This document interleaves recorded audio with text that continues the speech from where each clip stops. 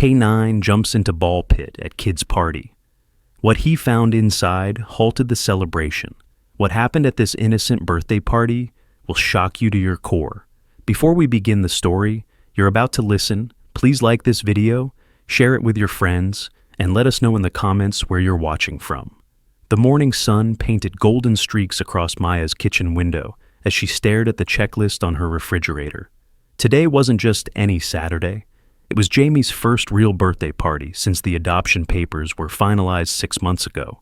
Her hands trembled slightly as she ran her finger down the list. Balloons, check. Cake ordered, check. Ball pit rental confirmed, check. Mom, is Rex coming to my party? Jamie's voice carried from the living room, where the 7-year-old sat cross-legged on the carpet, carefully coloring invitation cards for friends who couldn't make it. Maya's heart squeezed. Rex, their retired police dog, had been with the family longer than Jamie. The German Shepherd mix had served 8 years on the force before a bullet wound to his hind leg forced early retirement.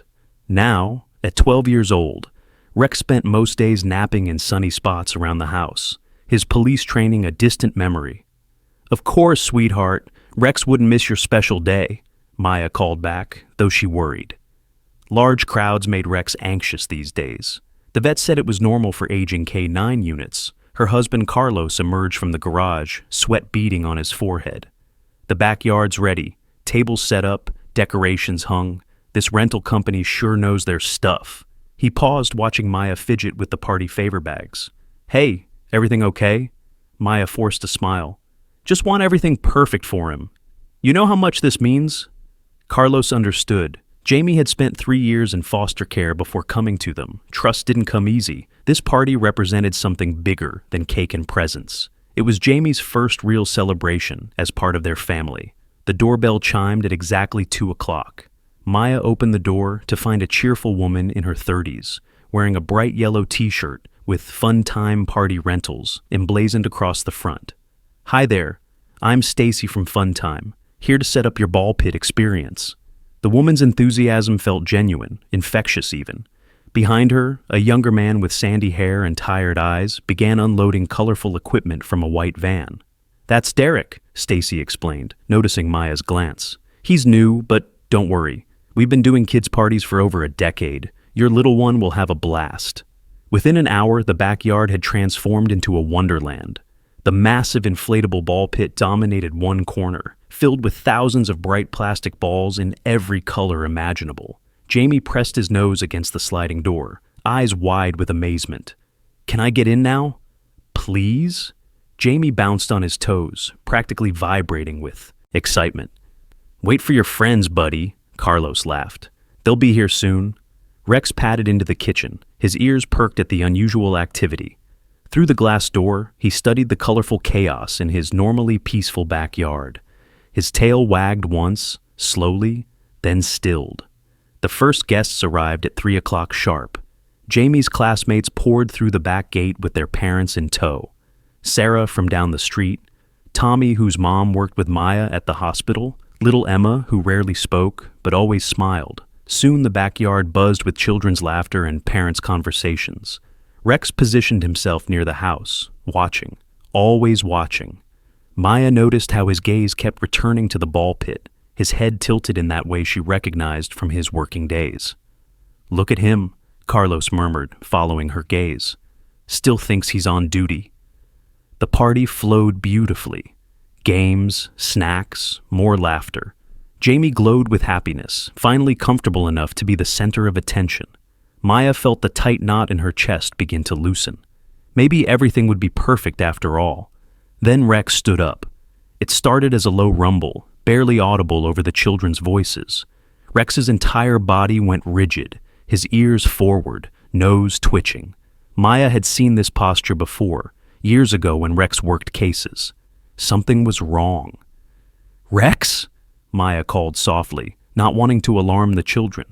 The dog didn't respond. His focus remained laser-sharp on the ball pit, where 6 kids were now playing, diving, and throwing the colorful spheres at each other. The rumble grew louder. Several parents turned their attention to Rex, their conversations faltering. The dog took 3 measured steps toward the ball pit, his movements deliberate, calculated. Maya, Carlos said quietly, maybe we should. Rex exploded into action. The German Shepherd launched himself into the ball pit with a force that sent plastic spheres flying in every direction. Children shrieked, scrambling out of the pit as Rex landed in the center, his powerful legs sending more balls scattering across the yard. "Oh my God!" Stacy rushed forward. "I'm so sorry. We can get him out." But Rex wasn't finished. He began digging frantically through the remaining balls, his nose pressed deep into the pit's bottom. His barks echoed off the fence, sharp and urgent. This wasn't playful behavior. This was Rex in full working mode. Parents grabbed their children, pulling them back from the pit. Jamie stood frozen near the patio, tears forming in his eyes as his perfect party dissolved into chaos. "Rex, come!" Maya commanded, using the firm tone that always worked. Rex ignored her completely, continuing to dig and bark. His training had kicked in, and nothing else existed. "What's he doing?" Derek asked, his face pale as he watched the dog work. "Should we call animal control?" "He's a retired police dog," Carlos explained, moving closer to the pit. He's found something." Rex suddenly stopped barking. His body went completely still, nose pressed against something deep in the corner of the pit.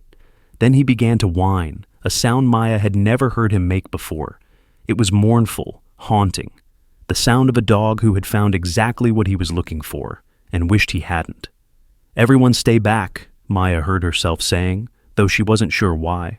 Rex's behavior triggered every instinct she had developed during their years together. When Rex acted like this, people listened. Carlos carefully approached the pit's edge. "What is it, boy? What did you find?" Rex looked up at Carlos, then back down at something hidden beneath the remaining balls. His whine intensified, and for the first time since the commotion started, he backed away from whatever lay at the bottom of the pit. Stacy stepped forward, her earlier cheerfulness completely gone. "This has never happened before. Our equipment is thoroughly cleaned and inspected before every rental." Derek hung back near the van, his hands shoved deep in his pockets. "Maybe something fell in during transport? Kids lose toys all the time." But Maya knew better. Rex's training focused on specific scents, specific dangers. He didn't react to lost toys or forgotten snacks. Rex found things that mattered, things that could hurt people. "Call the police," Maya said quietly. "What?" Several parents spoke at once. "Call the police," Maya repeated, louder this time. "Now!" Rex had stopped whining. He sat perfectly still beside the ball pit, his eyes fixed on Carlos. In that gaze, Maya saw 8 years of police work, hundreds of successful searches, dozens of lives saved. Rex was telling them something, and they needed to listen. Carlos pulled out his phone, but Stacy grabbed his arm. "Wait, please. Let me check first. This could all be a misunderstanding. Bad publicity could ruin our business." "I don't care about your business," Maya said, her voice sharp. "That dog has never been wrong, not once." The backyard had gone quiet except for the whispered conversations of confused parents and the soft sniffles of frightened children. Jamie moved closer to Maya, slipping his small hand into hers. "Is Rex okay, Mom?" Jamie whispered. "Did I do something wrong?" Maya's heart broke. "No, baby, Rex is protecting us. He's being a very good dog." Carlos finished dialing. "Police? We need someone at 1247 Maple Street. Our dog has found something suspicious in a rental ball pit." As they waited for the police, Rex remained motionless beside the pit, a silent sentinel guarding whatever secret lay hidden beneath those innocent-looking plastic balls. Maya watched her dog and felt a chill run down her spine. After 3 years of peaceful retirement, Rex was working a case again. And something told Maya this case was far from over.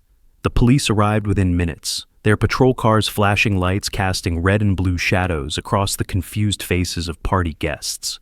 Officer Martinez, a woman in her 40s with kind eyes and a no-nonsense demeanor, stepped out first. Her partner, a younger officer named Thompson, followed with an evidence collection kit. "Ma'am, we got a call about suspicious findings." Officer Martinez approached Maya, her gaze immediately shifting to Rex, who remained statue still beside the ball pit.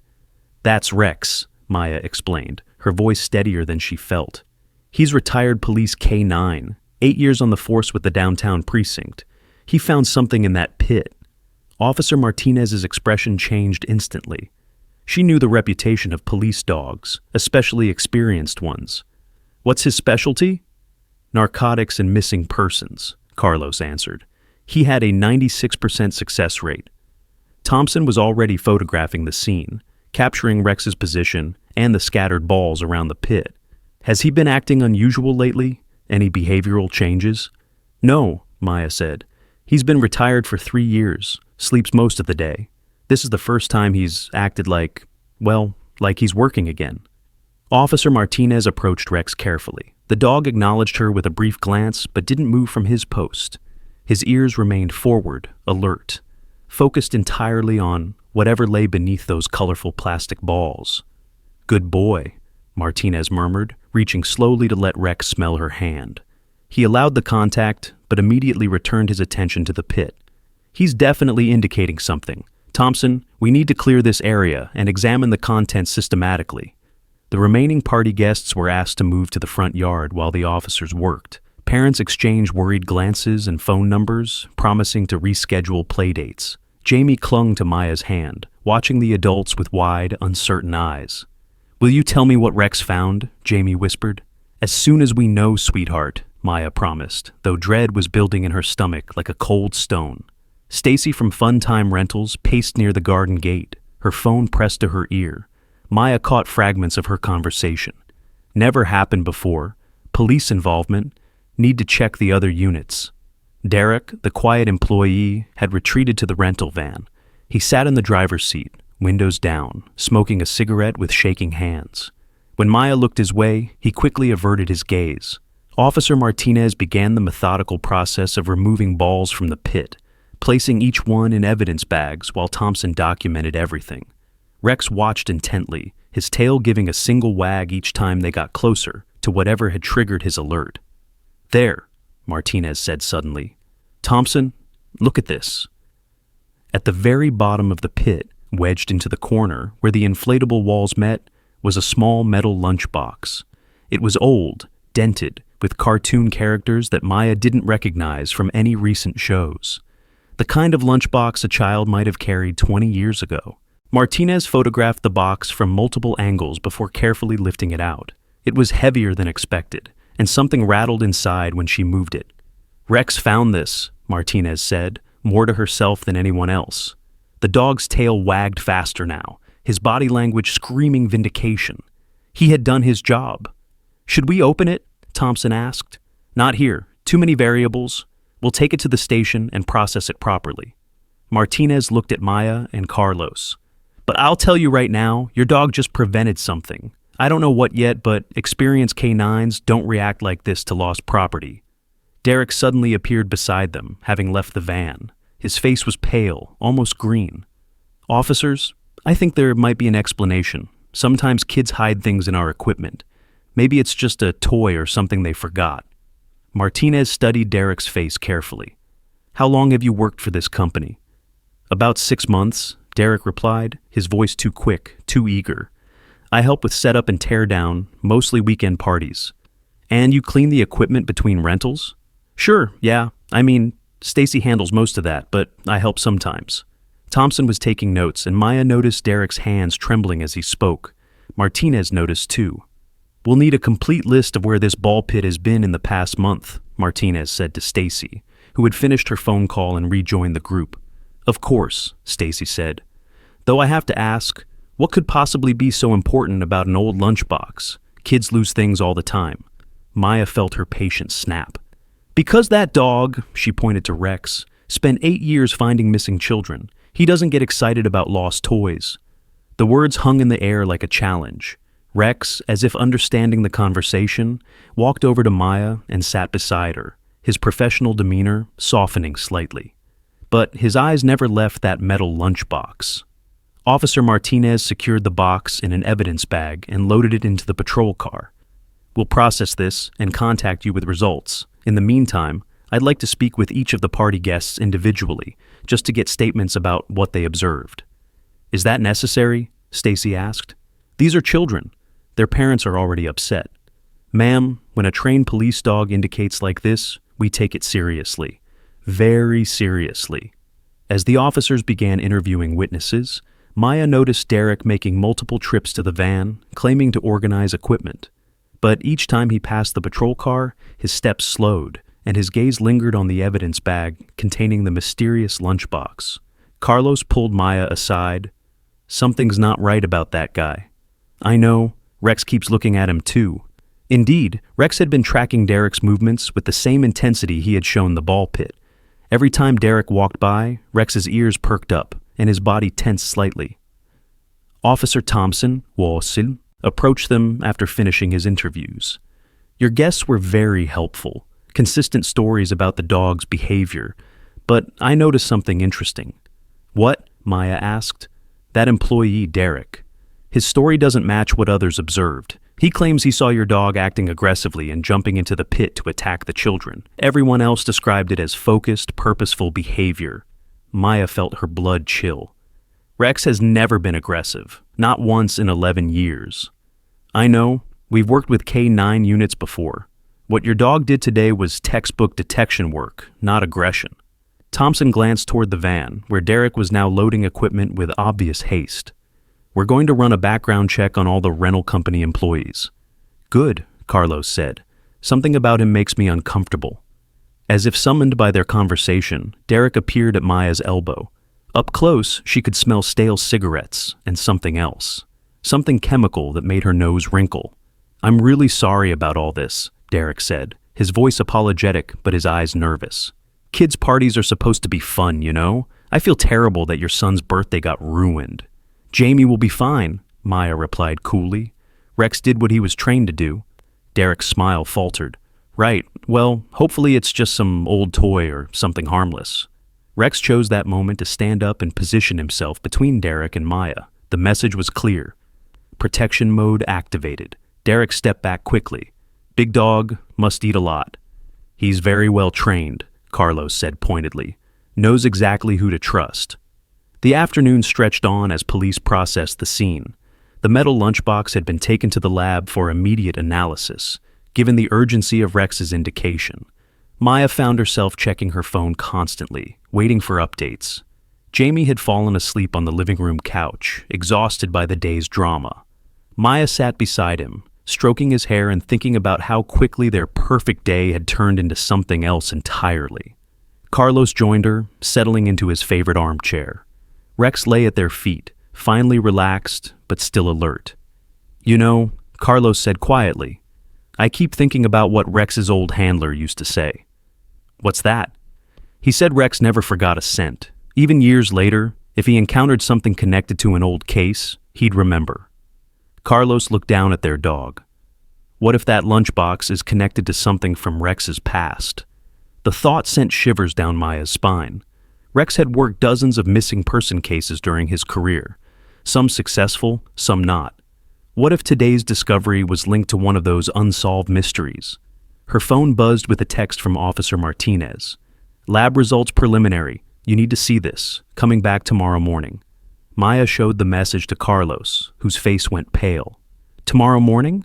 Why not tonight?" "Because," Maya said, understanding flooding through her, "whatever Rex found, it's bigger than we thought." Outside, the Fun Time Rentals van finally pulled away from the curb. Derek had avoided eye contact during the final equipment loading, and Maya noticed Stacy having what looked like a heated conversation with him before they left.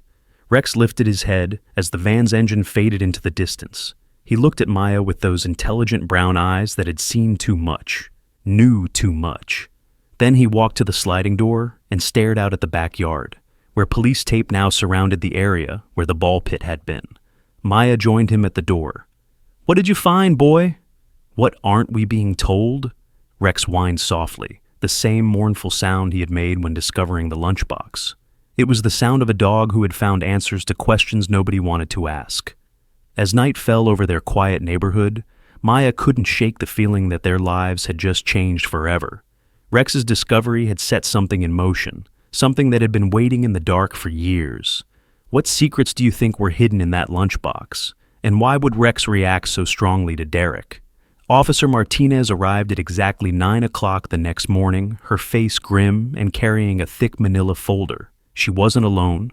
Detective Sarah Chen from the Missing Persons Unit accompanied her, along with a forensics technician named Mike who carried a metal briefcase. "Thank you for meeting us," Martinez said as Maya led them into the living room. Rex immediately positioned himself near the officers, his tail wagging slightly. He remembered these people, trusted them. Jamie was at his friend Tommy's house for the morning, a decision Maya had made after a sleepless night of worry. Whatever they were about to learn, she wanted to process it first before involving her son. Detective Chen was a small woman with sharp eyes and graying hair pulled back in a tight bun. She studied Rex carefully before speaking. "Mrs. Rodriguez, your dog has quite a reputation. I looked up his service record last night. 47 successful missing person cases, 12 drug busts, and 2 kidnapping rescues." "He was the best," Maya said proudly, scratching behind Rex's ears. "His handler always said Rex could find anyone, anywhere." "Well, he found something yesterday that's going to change everything," Chen said, opening her folder. "The contents of that lunchbox. They're connected to a case that went cold 22 years ago." Carlos leaned forward in his chair. "What kind of case?" Martinez pulled out several evidence bags from the forensics kit. "A missing child, 3-year-old Sophie Chen. No relation to Detective Chen here. She disappeared from a playground in Oak Ridge in 2003. Never found. Case went cold after 2 years of investigation." Maya felt her stomach drop. "The lunchbox belonged to her?" "We believe so. Inside we found several photographs of Sophie, a hospital bracelet with her name and..." Chen hesitated. "A small piece of clothing with what appears to be blood evidence." The room went silent except for the sound of Rex's steady breathing. He had moved closer to Maya, sensing her distress. Mike, the forensics technician, spoke for the first time. "There was also this..." He held up an evidence bag containing what looked like a cheap cell phone. "A burner phone, still functional. The last incoming call was logged 3 days ago." "3 days ago?" Carlos repeated. "But the ball pit was just delivered yesterday." "Exactly," Detective Chen said. "Someone has been monitoring this phone. Someone knew where that lunchbox was hidden." Maya's mind raced. "Are you saying someone deliberately placed evidence from a 22-year-old case in a ball pit that was delivered to our house?" "We're saying," Martinez replied carefully, "that this wasn't a random discovery. Your dog found evidence that someone wanted to stay hidden, but they didn't count on a retired K9 being at the party." Rex suddenly stood up, his ears perked toward the front window. A moment later, Maya heard the distinctive rumble of the Funtime Rentals van pulling up outside. "They're back," Carlos said, moving to the window. "Stacy and that Derek guy." Detective Chen and Martinez exchanged glances. "We asked them to return this morning for follow-up questioning," Chen explained. "We didn't mention what we found in the lunchbox." Through the window, Maya watched Stacy climb out of the van, her usual cheerful demeanor replaced by obvious stress. Derek emerged more slowly, his eyes darting up and down the street as if looking for escape routes. "Mrs. Rodriguez," Detective Chen said quietly, "we're going to ask you to stay inside with Rex while we conduct these interviews, but keep him where he can see the suspects through the window. His reactions might tell us something important." Maya nodded, positioning herself and Rex by the living room window, where they had a clear view of the front yard. Carlos joined the officers outside. Stacy approached the police first, her hands clasped tightly in front of her. Maya could see her mouth moving rapidly, gesturing toward the house, then toward Derek, who hung back near the van. Rex watched intently, his body language neutral but alert. Then Detective Chen called Derek forward for questioning. The moment Derek stepped into Rex's line of sight, everything changed. The dog's entire body went rigid, a low growl rumbling in his chest. His lips pulled back slightly, revealing teeth Maya rarely saw. This wasn't the focused, alerting behavior from yesterday. This was something else entirely. "Rex, what is it?" Maya whispered, but she already knew. Rex was recognizing something, or someone. Derek seemed nervous as he answered the detective's questions, his hands moving constantly, running through his hair, adjusting his shirt, checking his phone. But when his gaze accidentally met Rex's through the window, he froze completely. Maya watched Derek's face drain of color. He took an involuntary step backward, nearly stumbling. Even from inside the house, she could see the fear in his eyes. Rex's growl intensified. He pressed against the window, every muscle tense. "You know him, don't you?" Maya said to Rex. "Not from yesterday, from before." As if understanding her words, Rex looked directly at Maya and whined once, sharply. Then he returned his attention to Derek, who was now visibly sweating despite the cool morning air. The interview continued for 20 minutes. Maya watched Derek's body language change from nervous to panicked as Detective Chen's questions grew more specific. She couldn't hear the conversation, but she could see Derek shaking his head repeatedly, backing away from the officers. Then something unexpected happened. An elderly woman walking her small dog paused at the edge of Maya's front yard, drawn by the police presence. Maya had seen her around the neighborhood, but didn't know her name. The woman approached Detective Chen, and Maya watched their brief conversation through the window. The woman pointed at Derek, then at her own chest, speaking rapidly. Chen's expression grew sharp, focused. Rex noticed the woman too. His growl stopped, replaced by intense interest. His tail gave a single, cautious wag. Minutes later, the woman joined the group surrounding Derek, who now looked like he might bolt at any moment. Maya saw him glance toward the van, calculating distance, but Officer Martinez had positioned herself between Derek and his escape route. The woman pointed directly at Derek and spoke again. This time, Maya could see the impact of her words. Derek's shoulders sagged, and he looked directly at the ground. Detective Chen approached the house and knocked on the front door. Maya opened it immediately. "Mrs. Rodriguez, I need you and Rex to come outside. There's someone I'd like you to meet." Maya clipped Rex's leash and followed Chen to the front yard. The elderly woman stood near the police car, tears streaming down her face. She was perhaps 70 years old, with silver hair and kind eyes that held decades of sadness. "This is Helen Morrison," Detective Chen said. "She's Sophie Chen's grandmother."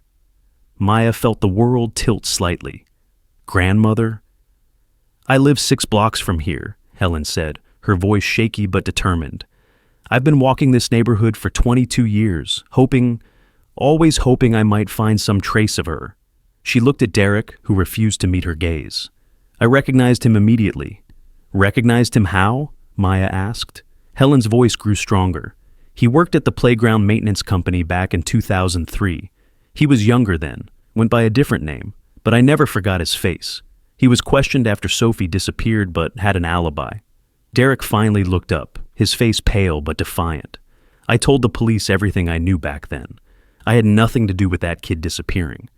Rex chose that moment to lunge forward, straining against his leash toward Derek. His bark was sharp, authoritative, the bark of a working dog who had found his target. "Easy, boy," Maya said, but she didn't pull Rex back. His instincts had never been wrong. Detective Chen studied Derek's reaction to Rex's behavior. "Mr. Patterson, or should I call you Derek Morrison? We found some interesting things when we ran your background check this morning." Derek's face went white. "Morrison is my real last name. I changed it years ago for personal reasons." "Personal reasons like having your name connected to a missing child case?" Chen pressed. "I was cleared," Derek protested. "I never hurt anyone." "Then explain," Helen Morrison said, stepping forward with surprising strength, "how evidence from my granddaughter's case ended up in equipment from your rental company." Derek looked around desperately, realizing he was surrounded. Stacy stared at him with growing horror, understanding that her employee had brought something terrible into her business. "I don't know," Derek said weakly. "Maybe someone planted it there. Maybe," Rex barked again, this time directing his attention to the Fun Time Rentals van. He pulled toward the vehicle, his nose working frantically. "Martinez," Chen said quietly, "we need to search that van." "Wait," Stacy said, panic creeping into her voice. "You can't just search our equipment without—" "We can with probable cause," Chen replied. "And your dog just provided it." Derek broke. Okay, I put the stuff there, but not for the reason you think." Everyone went silent. Rex stopped pulling, sitting perfectly still, watching Derek with laser focus. "Someone contacted me 3 weeks ago," Derek continued, his words tumbling out rapidly. "They knew about my connection to the old case. They paid me $500 to hide that lunchbox in whatever party equipment we delivered to this address."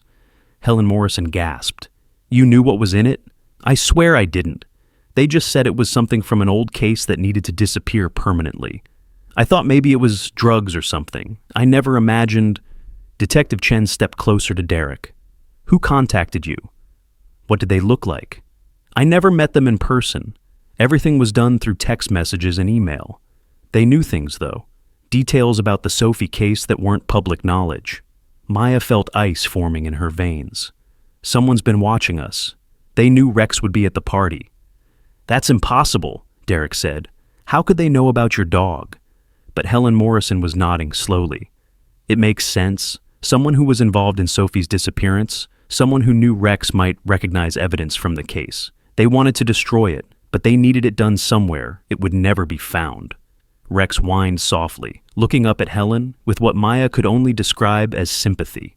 Even after all these years, the old dog understood loss. The ball pit goes to dozens of parties every month, Chen said, following the logic. After a few more rentals, that evidence would have been scattered, destroyed, lost forever. But they didn't count on Rex, Maya said proudly, scratching behind her dog's ears. Derek was crying now, realizing the full scope of what he had unknowingly participated in. I just needed the money. I thought I was hiding someone's old drug stash or something. I never would have touched anything involving a missing kid. Helen Morrison approached Rex slowly, extending her hand for him to smell. You found her, didn't you? After all these years, you finally found some trace of my Sophie. Rex gently licked Helen's hand, his tail wagging softly. In that moment, Maya saw something she had never witnessed before, her tough, professional ex-police dog offering comfort to a grieving grandmother. The morning had revealed more questions than answers, but one thing was clear. Someone out there knew exactly what Rex was capable of, and they had tried to use Maya's family to destroy evidence of a 22-year-old crime. Who was pulling Derek's strings, and how did they know so much about both the cold case and Rex's abilities? 3 days later, Maya's phone buzzed at 6:47 a.m. with a call from Detective Chen. The urgency in the detective's voice made Maya's blood run cold before she even heard the words. Mrs. Rodriguez, we need you and Rex at the station immediately. The phone from the lunchbox received another call 20 minutes ago, and the caller left a voicemail message. Maya was dressed and out the door with Rex within 15 minutes, leaving Carlos to handle Jamie's breakfast and school routine. The police station buzzed with activity even at this early hour, but Detective Chen's office felt like the eye of a storm. Before we play the message, Chen said, closing her office door, I need to prepare you for what you're about to hear. Officer Martinez sat across from Chen's desk, along with a new face Maya didn't recognize. Chen gestured toward the stranger, a tall man in his 50s with graying hair and tired eyes. This is Detective Frank Morrison, retired, Helen Morrison's son and Sophie's uncle. Maya felt Rex tense beside her. The dog's ears perked forward, and his nose began working frantically. His gaze fixed on Detective Morrison with the same intensity he had shown Derek, but this time his tail wagged once, cautiously. Rex remembers you, Maya said, understanding flooding through her. Frank Morrison nodded grimly. He should. I was lead detective on Sophie's case. Rex and his handler Marcus worked with me for almost 2 years before the trail went cold. Maya's heart clenched. Marcus Rodriguez, that was Rex's partner. Wait, Chen interrupted. Rodriguez? Is that why Rex came to your family? Marcus was Carlos's brother, Maya explained. When Marcus died in a car accident 4 years ago, we adopted Rex. Marcus always said if anything happened to him, Rex should come to family. The room fell silent as the implications sank in. Rex hadn't just randomly discovered evidence at Jamie's party. He had been specifically placed with a family connected to his former handler, at an address that someone knew would receive that particular ball pit rental. Someone's been planning this for a long time, Frank Morrison said quietly. The question is whether they wanted the evidence destroyed or discovered. Detective Chen activated a small recording device on her desk. This is the voicemail that came in this morning. The number was blocked, but our tech team is working on tracing it. The voice that emerged from the speaker was electronically distorted, neither clearly male nor female, but the words were chilling in their clarity. The dog found what he was supposed to find, but this is just the beginning. Sophie Chen was not the only one. There are more, and the clock is ticking.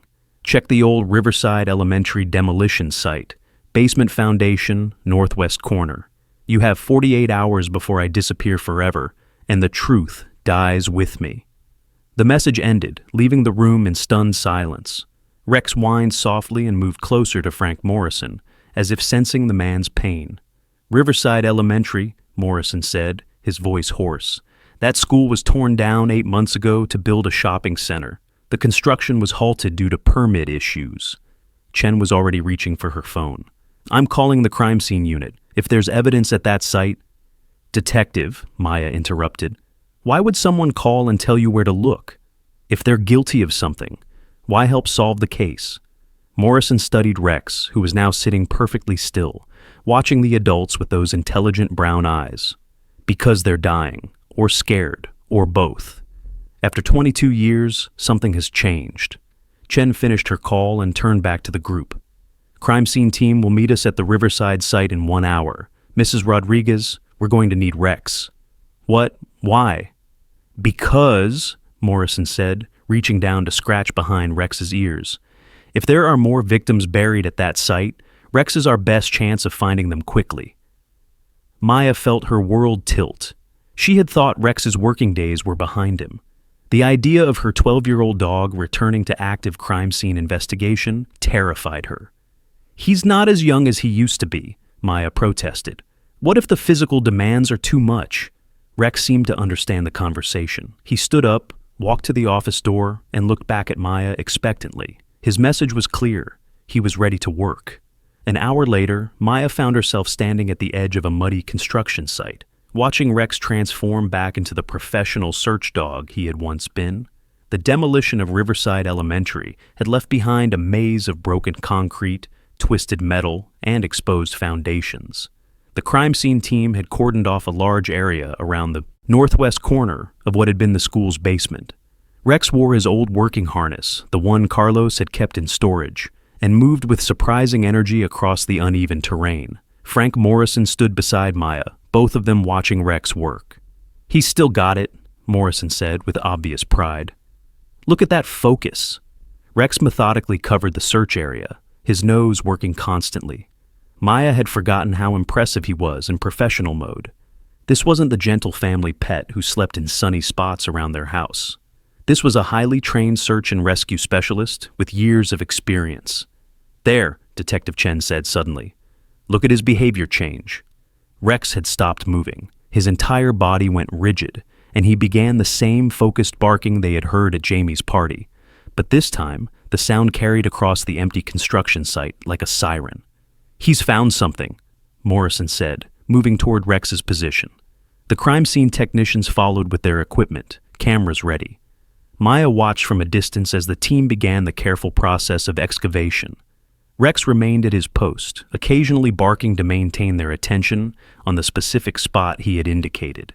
2 hours into the dig, they found the first item, a small backpack buried 3 feet down in what had once been the school's basement corner.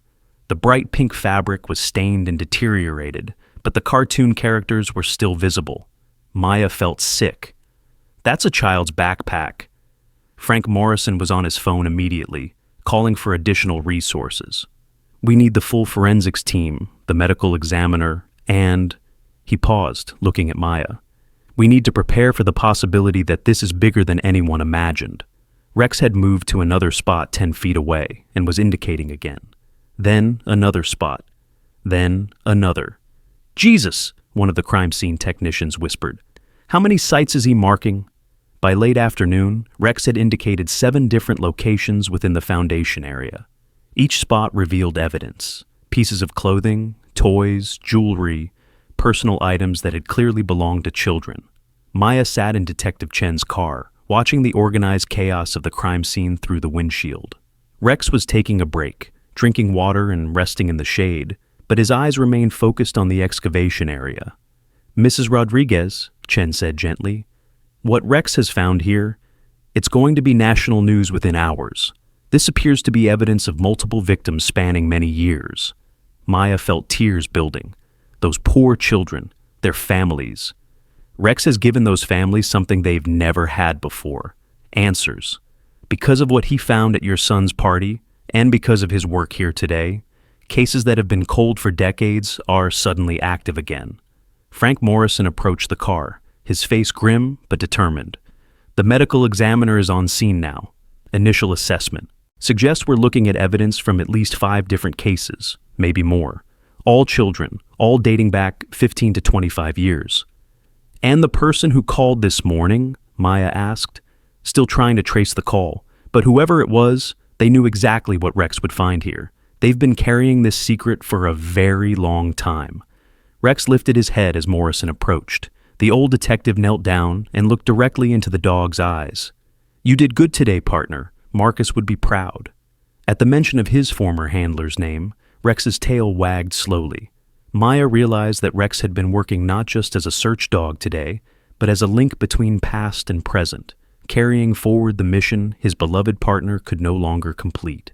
As the sun began to set over the construction site, Detective Chen received another call on the burner phone. This time, she put it on speaker so everyone could hear. The same electronically distorted voice spoke again, but now there was something different in the tone, exhaustion, maybe, or relief. "You found them? Good. I couldn't live with it anymore, knowing they were there and no one was looking. But you need to know the person responsible for all of this. They're still out there, still active. The Riverside site was just the beginning." "Who are you?" Chen asked into the phone. "Why are you helping us now?" "Because 22 years ago, I made a choice to stay silent when I should have spoken. I've regretted it every day since, but I was too scared, too young, too afraid of what would happen to me." The line was quiet for a long moment. Then the voice continued. "The person who took those children, who killed them, who buried them at that school, they threatened my family. They said if I ever told anyone what I saw, my little sister would disappear next." Maya felt chills run down her spine. "What did you see?" "I saw Sophie Chen get taken from that playground. I was hiding in the trees cutting class when it happened. I saw who did it, but I was 13 years old and terrified out of my mind." Frank Morrison stepped closer to the phone. "Can you describe what you saw?" "A maintenance worker, someone with access to all the schools in the district. Someone the kids trusted because they'd seen him around for years." The voice paused. "Someone who's probably still working with children today, in a different district, under a different name." The implications hit Maya like a physical blow. A serial killer had been operating in their community for over 2 decades, and he was still out there. "The evidence Rex found," the voice continued, "I helped hide it all those years ago. I was forced to help move those children's belongings to the school basement. But I kept some things, evidence I was too scared to throw away and too scared to turn in. That lunchbox was my insurance policy." Detective Chen looked at Frank Morrison, then at Maya. "Where are you now? Can we meet?" "I'm leaving town tonight. I've done what I can to help, but I won't be safe once he realizes what's happening. Check the old maintenance records for the school district between 1995 and 2005. Look for someone who transferred departments suddenly. Someone who left the district right after Sophie's case went cold." The line went dead. Maya looked down at Rex, who was watching her with those wise, patient eyes. Her dog hadn't just found evidence of past crimes. He had uncovered an active threat that was still stalking children somewhere in their region. But how long before the real killer realized that Rex had just blown his 20-year cover wide open? The answer came sooner than anyone expected. Maya woke at 3:17 a.m. to the sound of Rex barking frantically from the backyard. This wasn't his usual alert bark or even his working bark from the crime scene. This was pure aggression, the sound of a dog protecting his territory against a direct threat. She grabbed Carlos's arm, shaking him awake. "Something's wrong. Rex is going crazy outside." Carlos was instantly alert, years of being married to a police dog owner having trained him to recognize danger signals. They both moved to the bedroom window that overlooked the backyard. A figure dressed in dark clothing was standing near their back fence, just outside the reach of the motion sensor lights. Rex was positioned between the house and the intruder, his body low and ready to attack.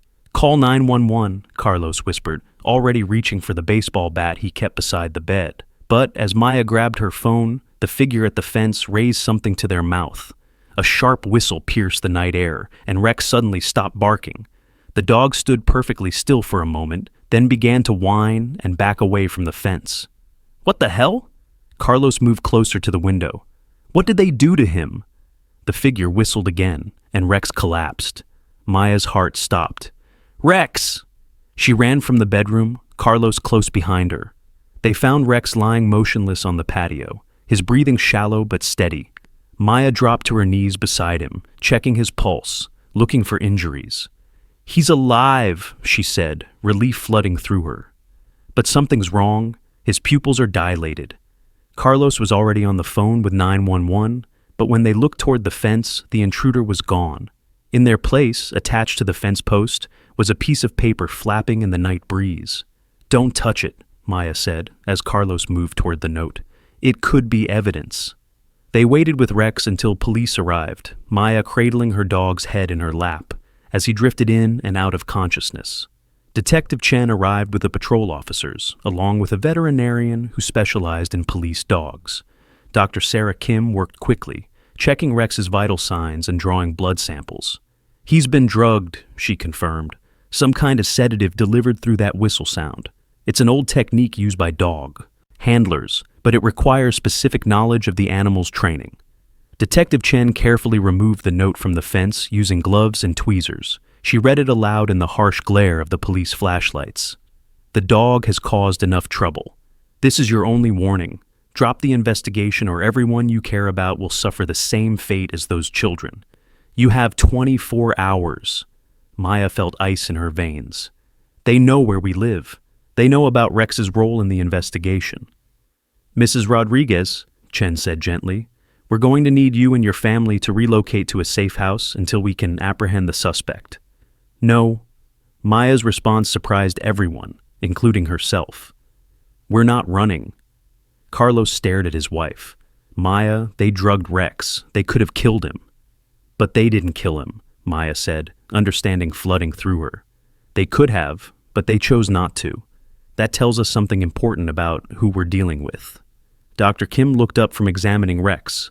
"She's right. The dosage was carefully calculated, enough to incapacitate temporarily, but not enough to cause permanent damage. Whoever did this has extensive knowledge of working dogs." Frank Morrison arrived as they were moving Rex to the veterinary clinic for overnight observation. Maya insisted on riding in the transport van, unwilling to leave her dog's side. "I've been thinking about that anonymous caller," Morrison said, as they sat in the clinic's waiting room. "Someone who was 13 years old 22 years ago would be 35 now. That puts them in the right age range to have detailed knowledge of police dog protocols." "You think our mystery caller did this?" Maya asked. "No," Morrison said slowly. "I think our mystery caller is about to become the killer's next target." Detective Chen's phone rang at that moment. She answered on the first ring, her face growing pale as she listened. "We found him," she said after ending the call. "Robert Martinez, age 35, former school district maintenance worker. He was found dead in his apartment an hour ago. Apparent suicide, with a full confession note." Maya felt the pieces clicking into place. "He was our anonymous caller. The confession matches everything he told us," Chen continued. "He witnessed Sophie's abduction, was forced to help hide evidence, kept some items as insurance. But Maya, there's more." "What?" "The suicide note mentions Rex specifically. Martinez wrote that he chose your family deliberately because he knew Rex would recognize evidence from cases he'd worked. He wanted the truth to come out, but he was too scared to approach police directly." Carlos leaned forward. "So, he orchestrated Jamie's party, getting that specific ball pit? He worked for Funtime Rentals part-time, had access to their scheduling system. He made sure that particular ball pit, with Sophie's evidence hidden inside, would be delivered to a house where Rex would be present." Maya felt a mix of sadness and anger. "He used my son's birthday party to solve a murder case." "He saved lives," Morrison said quietly. "Martinez's confession identifies the real killer, Thomas Wayne Carlson, 68 years old, retired from the school district in 2005, currently working as a volunteer coach at 3 different elementary schools in the next county." The implications hit Maya like a physical blow. "He's still around children." "Not anymore," Detective Chen said grimly. "We have units moving to arrest him right now." At that moment, Dr. Kim emerged from the examination room. "Rex is going to be fine. The sedative is wearing off, and there's no permanent damage. He's asking for you, Mrs. Rodriguez." Maya followed the veterinarian into the recovery room, where Rex lay on a comfortable bed, his eyes open and alert. His tail managed a weak wag when he saw her. "Hey there, hero," Maya whispered, sitting beside him and gently stroking his head. "You've had quite an adventure." Rex struggled to sit up, and Maya helped support him. Even groggy from the drugs, his instincts remained sharp. He looked toward the door, then back at Maya, his message clear. He was ready to keep working. "I know, boy, but your job is almost done." Detective Chen appeared in the doorway. "Mrs. Rodriguez, we have an update. Thomas Carlson wasn't at his apartment when our units arrived. His neighbors say he left in a hurry around midnight, right after the local news ran the story about the discoveries at Riverside Elementary." Maya felt her blood chill. "He knows we're closing in." "There's more. We found evidence in his apartment linking him to at least 8 missing children cases spanning 25 years. Rex didn't just solve Sophie Chen's case. He's helped us connect a serial killer to decades of unsolved disappearances." Frank Morrison joined them in the recovery room.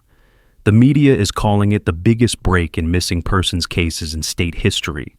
Rex is going to be famous." But Maya wasn't thinking about fame. She was thinking about a dangerous man who was still free, who knew that Rex had been instrumental in exposing his crimes.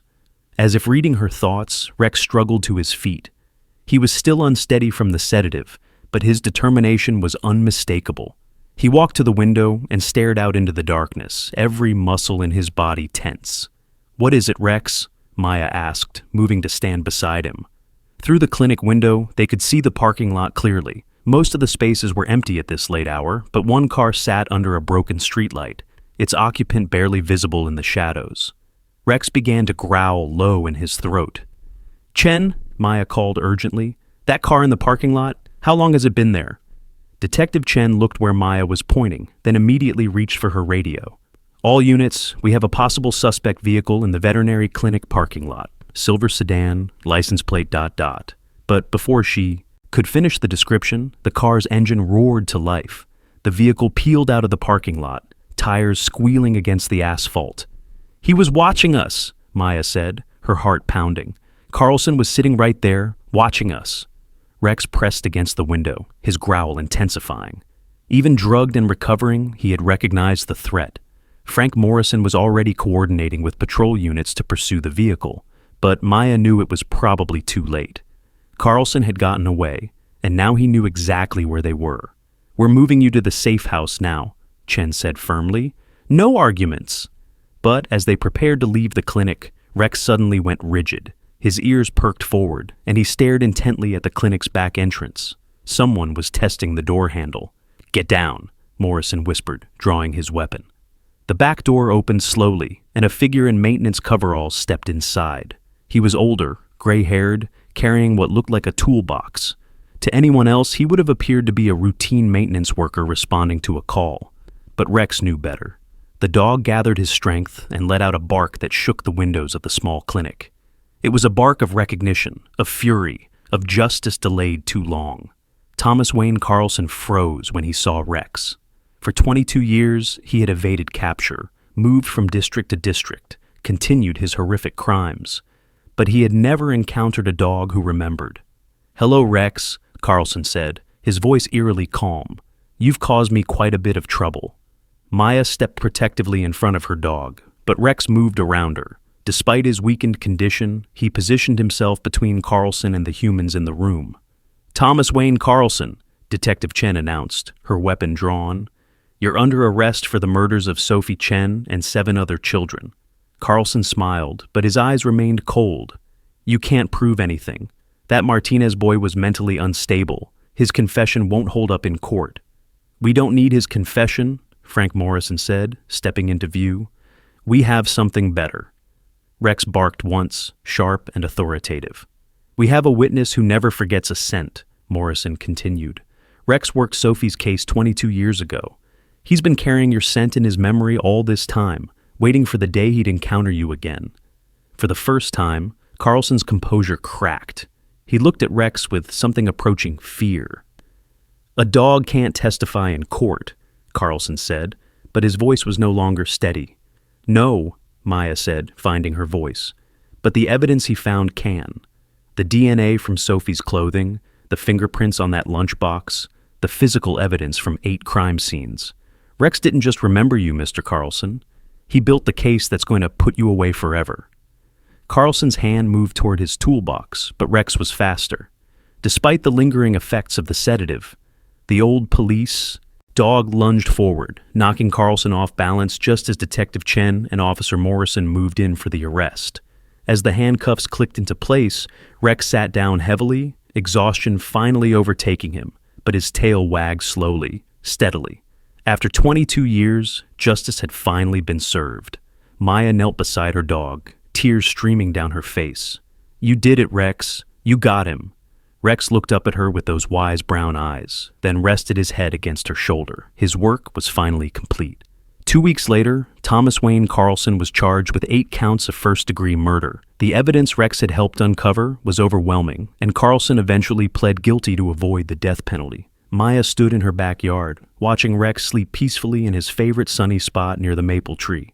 The old dog had become a media sensation, featured in newspapers and television programs across the country. But to Maya, he would always be the hero who protected her family and brought justice to children who had been forgotten by everyone except their families.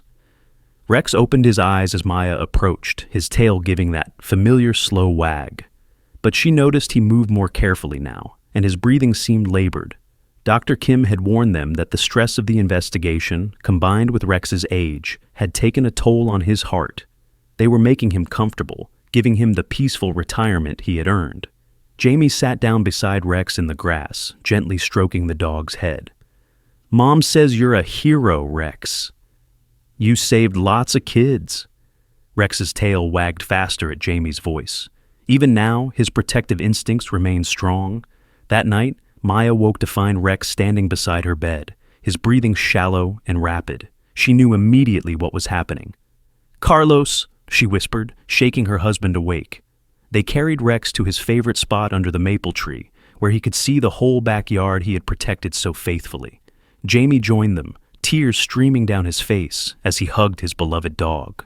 "Thank you for keeping us safe," Jamie whispered into Rex's ear. "You don't have to protect us anymore." Rex looked at each member of his family one last time, his eyes full of love and peace. Then he closed them and went to sleep for the final time. The funeral drew hundreds of people, police officers from across the state, families of the children Rex had helped find, and neighbors who had come to love the gentle hero who lived quietly among them. They buried Rex under the maple tree with a headstone that read, "He protected the innocent, sought justice for the lost, and loved his family without condition." Helen Morrison, Sophie's grandmother, placed a single white rose on the grave. "Thank you," she whispered. "Thank you for bringing her home." 6 months later, Maya received a letter from the state attorney general. Rex was being posthumously awarded the highest honor available to a police service dog. But more importantly, the Rex protocol was being implemented statewide, a program requiring background checks and regular monitoring of all adults working with children in educational and recreational settings. Maya smiled as she read the letter, imagining Rex's pride at knowing his final case had protected countless future children. Jamie started a tradition of leaving a tennis ball on Rex's grave every Sunday after church. "So he has something to play with," Jamie explained. Maya never had the heart to tell her son that the tennis balls disappeared each week, taken by neighborhood dogs who somehow understood they were meant to honor a hero. Rex's legacy lived on, not in headlines or awards, but in the safety of children who would never know how close they had come to danger, and in the peace of families who finally had answers about loved ones they thought they would never see again. Sometimes, late at night, Maya could swear she heard the soft sound of Rex's footsteps making one final patrol of the backyard, ensuring that his family was safe and his duty was complete. What do you think happens to heroes like Rex when their earthly mission is finished? Do they continue protecting from beyond? Please like, share, subscribe, and let us know in the comments your thoughts on this incredible true story of loyalty, courage, and justice.